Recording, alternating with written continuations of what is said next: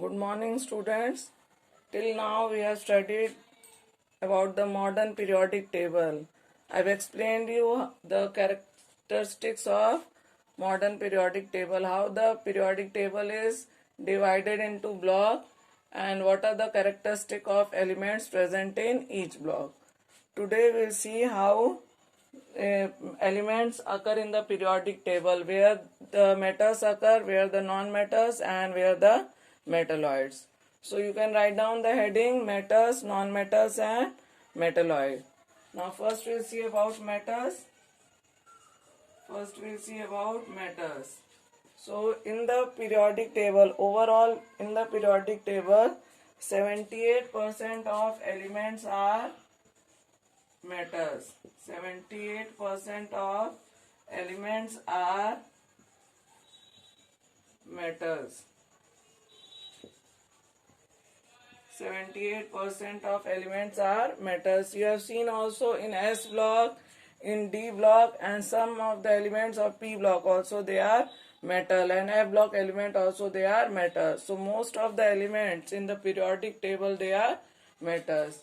Now where they appear in the periodic table? So they appear on the left side of the periodic table. I have shown you the chart of periodic table, or you can see in the book also that left hand side the metals are present. Now next we'll see the physical property of metals. What are the physical state of metal? So metals are generally solid. They are generally solids except mercury. This we have studied from lower class also, except mercury, which is liquid in state. Otherwise all the elements or all the metals are solid in state except mercury, which is liquid in state. Now about the melting point, metals they have high melting point, but there are two metals which have low melting point. These are the exception. The metals generally they have high melting point, but two metals, that is gallium and cesium, they have low melting point, that is 303 Kelvin of gallium and 302 Kelvin of cesium. Both these have low melting point. Otherwise the metals they have high melting point. This is all which is given about the metals in the NCERT. Next we'll see the non-metals. Next heading you can write down non-metals. So non-metals, how many percentage of non-metals will be there? Here we have written 78%. So nearly how many percentage will be non-metal? Now 20% will be non-metal. 20% of elements are non-metal. 20% of elements are non-metals.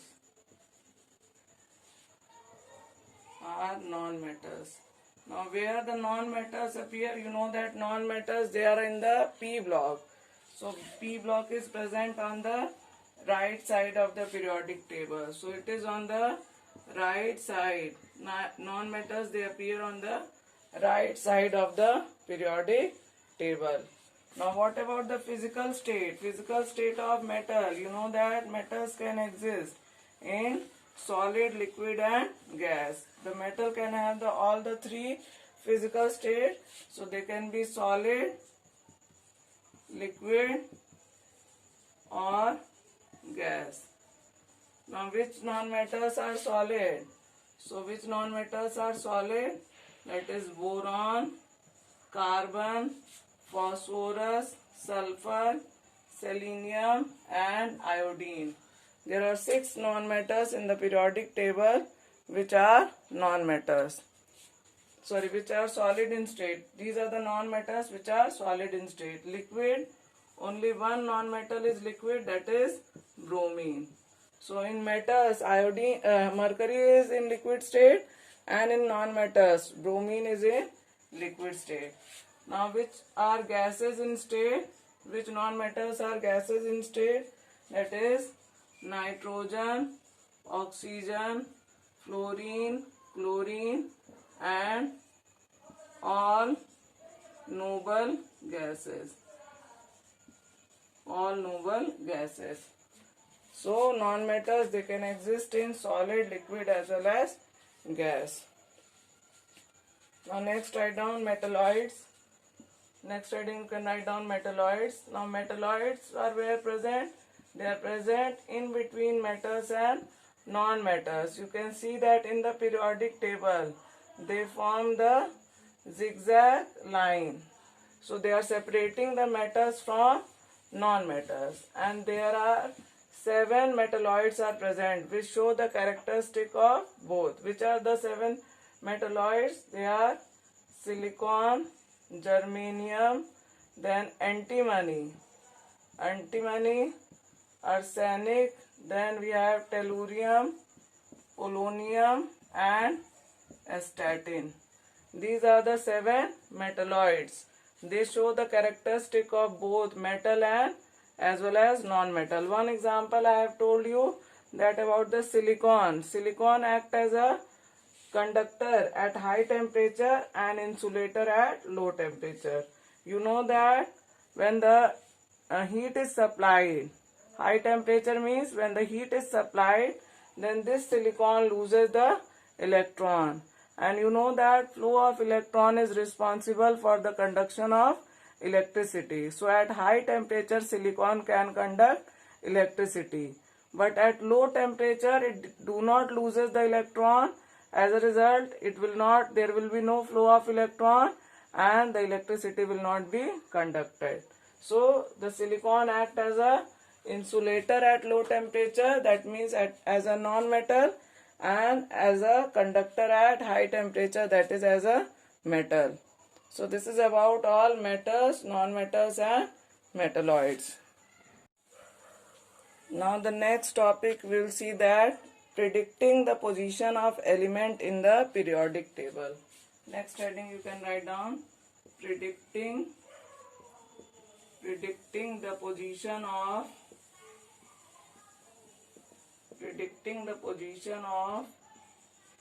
element in the periodic table. What does it mean? It means that where the element is present in the periodic table, in which period it is present, in which block it is present, and in block then it is present in which group. So we have to find out the period, block and group of the element. That means that is the position of the element in the periodic table. If we determine the period, block and group of the element, we can tell where the element is present in the periodic table. So first we'll write down about the period, how we can determine the period. So the period is determined by the higher principal quantum number. Period is determined by higher means which is the maximum principal quantum number. Higher principal quantum number denotes the period. Higher principal quantum number denotes the period. What does it means? If the value of n, quantum number, TUM it is, quantum number, if the value of n is equal to 1, then it is period 1. If the value of n is 2, then period will be 2, and so on. Okay, like suppose we take the simplest example I always take, that is of sodium. For example, you can write down sodium, atomic number is 11, electronic configuration 1s2, 2s2, 2p6 and 3s1.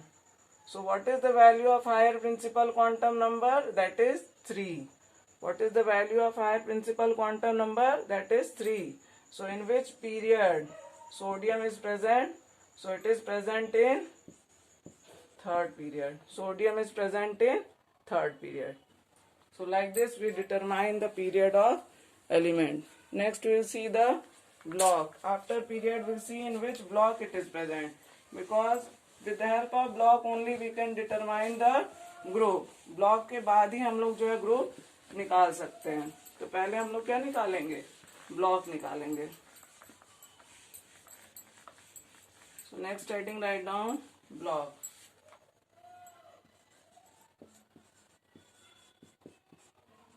Now how you determine the block? Block is determined by the subshell. So the subshell in which differentiating electron enters.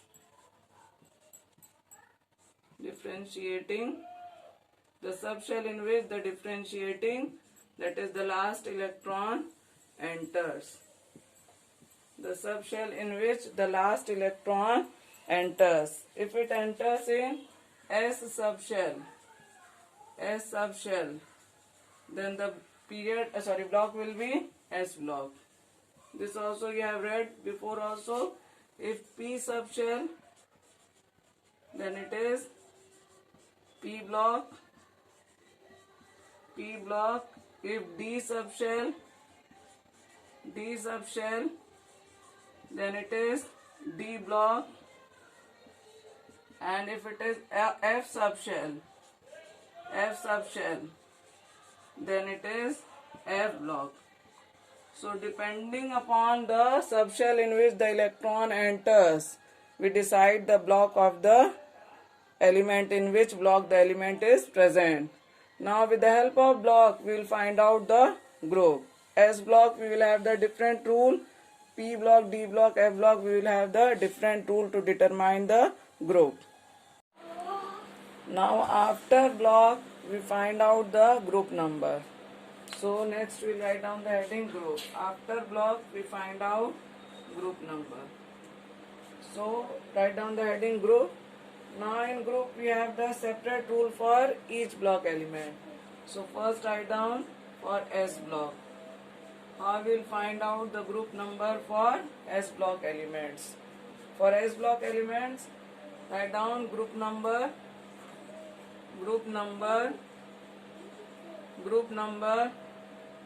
is equal to number of electrons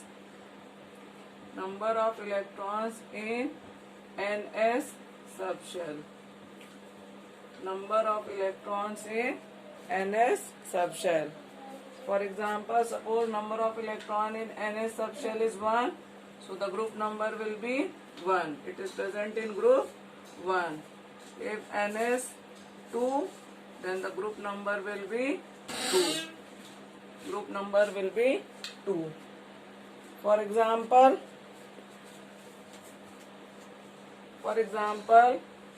now we will find out the group number of potassium. So the atomic number of potassium, that is 19.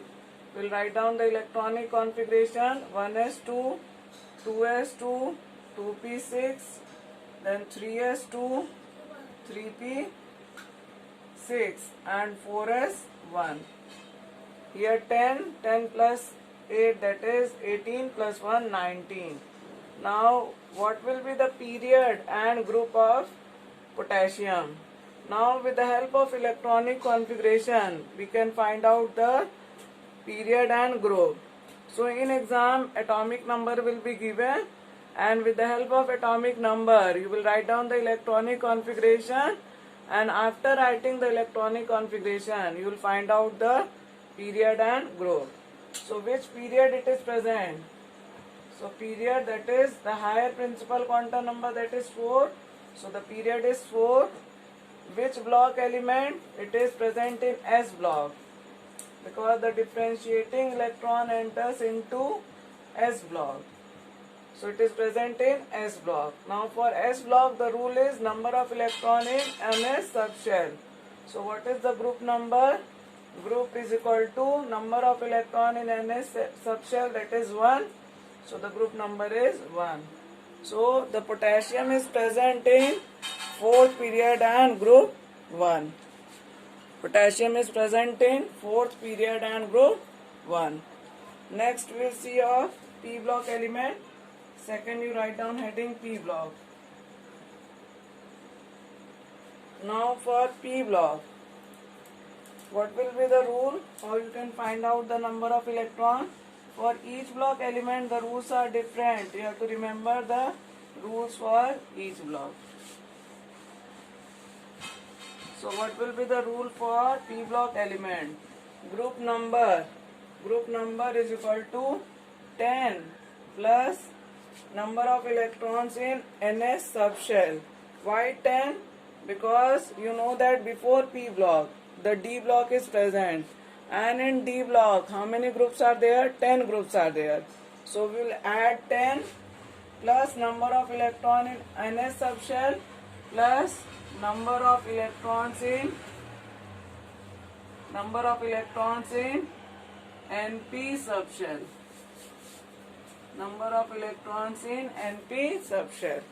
So this is the rule for finding the group number for P block element. 10 plus number of electron in NS subshell plus number of electrons in NP subshell. Now for example, we'll take one example, that is of aluminium. Atomic number of aluminium, that is 13. Now the electronic configuration 1s2, 2s2, 2p6. Then we have 3s2, 3p1. This is the electronic configuration for aluminium. Now what is the period number? In which period the aluminium is present? So aluminium is present in 3rd period because the higher principal quantum number is 3. So it is present in 3rd period. Which block? So which block element? The last electron enters into p orbital.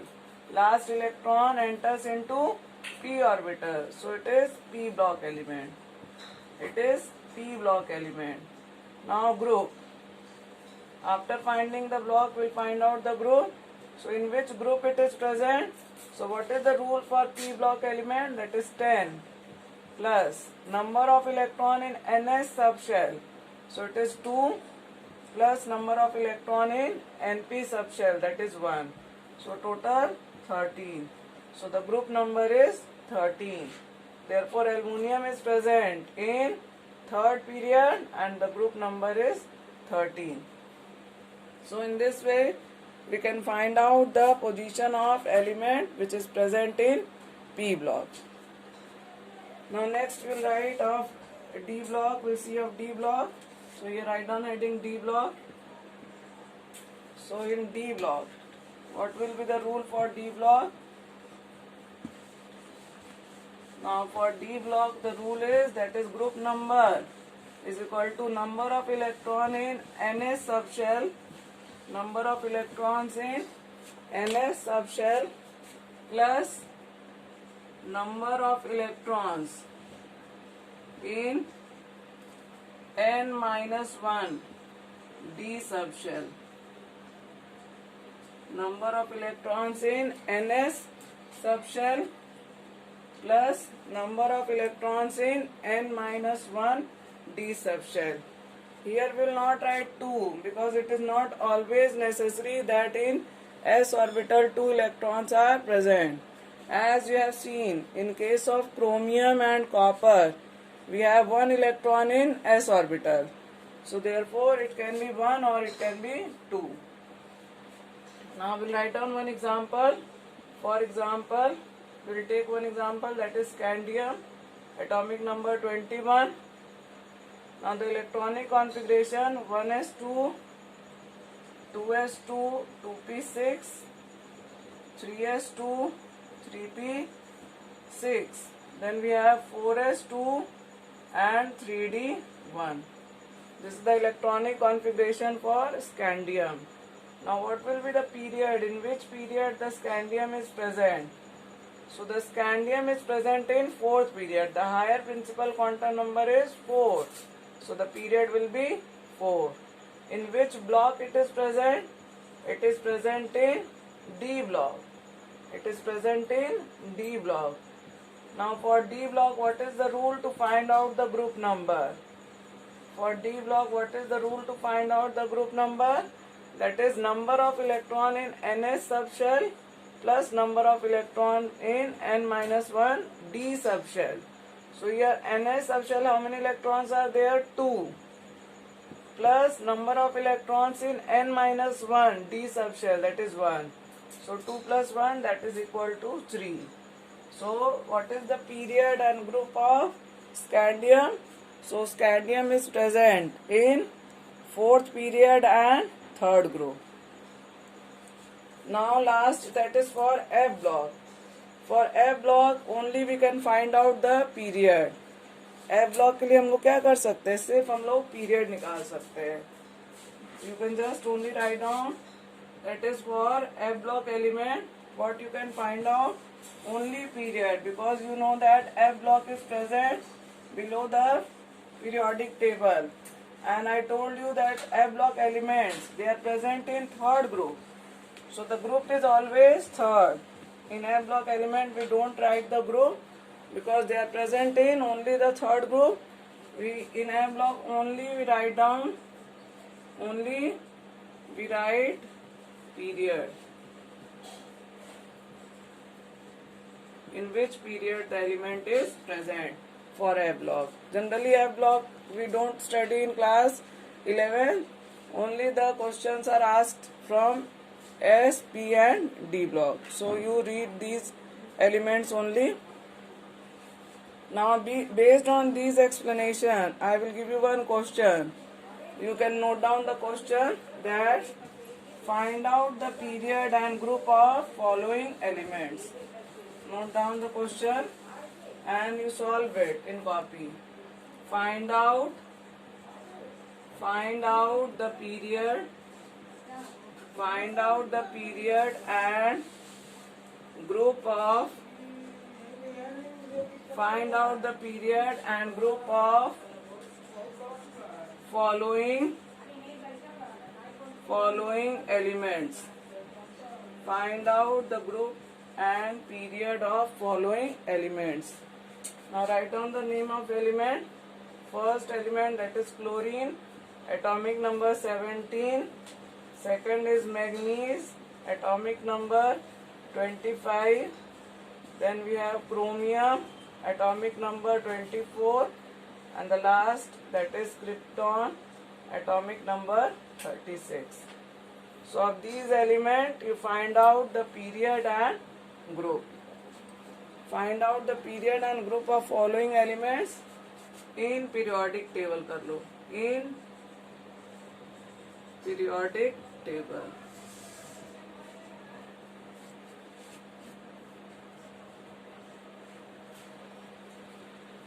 So this is all about the predicting the position of element in the periodic table. You solve the questions. After solving the question, the topic will be more clear. And if you have any doubt, you can ask. Thank you.